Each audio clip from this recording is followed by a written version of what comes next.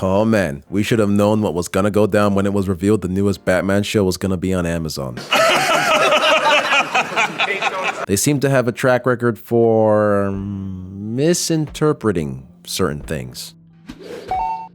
So if you're a DC fan, then you know that there's a new Batman series coming out in August, aptly titled Batman the Caped Crusader. It looks like it's going to be depicting Batman in the 1940s? The 50s? Let's just say that it feels like it's set well before the end of the civil rights movement, am I right? So it looks like by and large the show is taking more modern approaches to the depiction of certain characters, for of course, reasons. And I'm not gonna be the one to bitch about the skin color of a character, even though I think the idea of doing it for no good reason but optics is kind of like it's one thing to change the ethnicity of a character in a live action project because the actor fits the role so well. I mean, there has been plenty of instances where changing the ethnicities just work, and then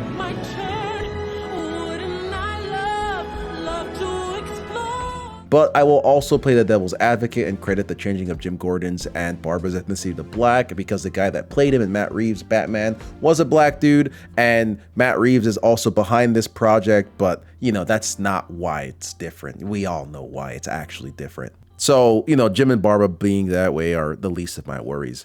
I'll tell you though, the height of my eyebrow, how raised it was when I saw the new Harley. What is even happening at DC Animated Studios? Are they just throwing darts at an ethnicity board and calling it a day? You cannot convince me that this color palette isn't racist. In what way does making her some flavor of Asian elevate the story? I mean, in what way does changing the colors of her iconic costume elevate the story? What is it even supposed to mean? Maybe this is tied into it. I don't feel like it is. Could this be tied to the DC isekai that was created recently? Is DC trying to break out into the Eastern market? What is happening? But this isn't about any of that stuff, as annoying as it is to me. I can ignore all of it if the story is good. And boy howdy, I'll tell you, I do not have the most confidence for this show as of right now. But it is subject to change because I'm willing to give everything a shot. It wouldn't be fair to call it a stinker just because they changed the skin tone of a cartoon goober. But I will add, and I have said this before, there has been a clear erasure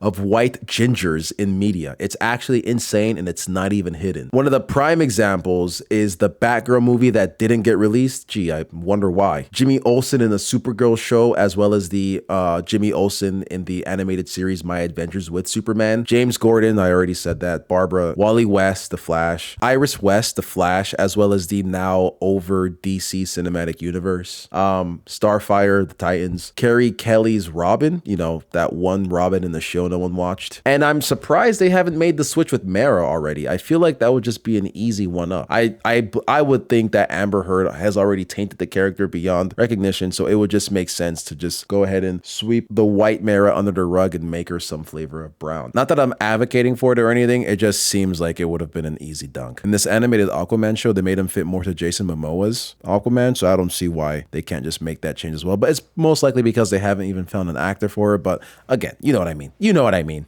I'll give the show this. The guy they chose to voice Batman is freaking great, in my opinion. What are you? 3 buildings blown to pieces. You falsified the reports. Who paid you? Are you crazy? I do think they should have gone with Roger Craig Smith. I liked his iteration of the Batman in the Arkham Origins game. I mean, it's Amazon, they can afford it. Or even Jensen Ackles' Batman. It's Amazon, they can afford it. But I watched the trailer with his speaking parts and I thought it was pretty spot on. Not necessarily in the same way as Kevin Conroy's Batman, but I mean more so in the idea that it kind of fits his character. It has that kind of gravitas as being gravelly and intimidating, as well as being just pleasing to the ears for the most part. So in my little world, all is well. I've already been predictively programmed to accept Black Jim and Black Barbara. The cognitive dissonance isn't so strong. And then, boom, I am attacked with this diabolical screenshot of Batman fighting, is that supposed to be the Penguin? So they've decided to gender swap the Penguin, and just expected people were gonna roll over to it. I mean, she's being voiced by Millie Driver, and don't get me wrong, I love Millie Driver, but what kind of a choice is this? This looks like a man with fat tits. Granted, it's only a single frame, but we should have already been keyed in when they deliberately chose to hide the Penguin in the shadows when they were showing the trailers, when they literally had everyone else visible. I mean, that's so cheeky, I can't help but give it props. I'm not even going to ask who this is for. I'm not going to ask how this show expects to make money because it's Amazon, they can do anything. I will ask Who's going to watch this show earnestly? What would give this show the edge over something like Under the Red Hood or Batman Year One?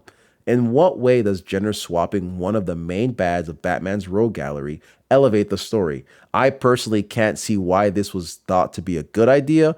I'm actually curious how far this will go because it's starting to become a trend. They've already started with the Suicide Squad, Kill the Justice League, and the gender swapping of Dr. Freeze. Yeah, you can say it's an alternate universe, but it's still there, and it's still Dr. Freeze. They literally just made the same character and gave him a vagine. And well, the numbers for the game kind of speaks for itself. And why is it always one way but not the other? I mean, I may be wrong. Please let me know in the comments if I am, but why is it that when the genders get switched, it's always two women, but no women switch to men? I'm just curious. I'm asking a genuine question and I would like to get an answer. If anyone has one for me, please let me know in the comments or on Twitter. Follow me on Twitter. I wanted to point out the fact that I'm not complaining solely on the gender swap, even though it's useless and a fucking eyesore, but I would argue that this only makes the hill of quality this story needs to traverse all the more higher. The common consumer is starting to pick up on hints of when a project may not be good, and it's from years of being burned by big studios insulting their sensibilities and churning out garbage. People don't dislike women in media. Surprise, surprise. People don't dislike different ethnicities in media. Surprise, surprise. What they dislike is tacked on diversity that does nothing to make a story better. If the reason for this change is representation, then it's safe to say we may already have a stinker. I also don't think this is fair to the female villains that already exist in the Batman universe that would fit just as well in this story as a foil for our Caped Crusader. On top of that, they can literally just create a new character. It happens all the time. And if they're good, the people will want more. It's literally what happened with Harley, you know? That character DC can't seem to stop making new properties centered around. Is it really representation when the group you're attempting to represent is just being given scraps? Where's the confidence to break the mold? Why am I getting a feeling of cookie cutter storytelling? I really want this to be good because I really like Batman, and it would suck super hard if this show just turned out to be a nothing burger. Only time will tell.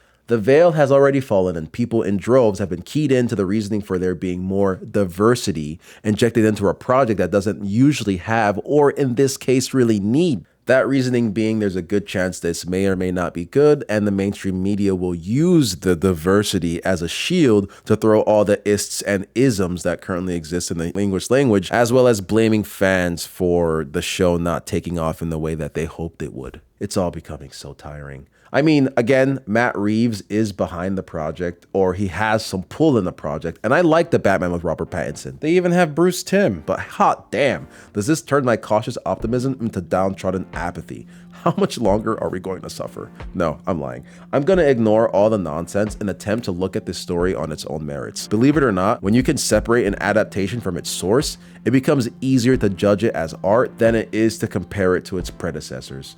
I mean, like, honestly, the animation looks good. I like the character designs. I think this show might actually be good. There isn't that many reasons for me to believe that it would be, but I am going to stay in my delulu and say that this show might be good. Batgoat forever. So I'm already kind of ticked from the changes that were made for the reasons listed above, but now I will now view this as someone that wants to be entertained. So what's the most important thing that I'm going to be asking of this show?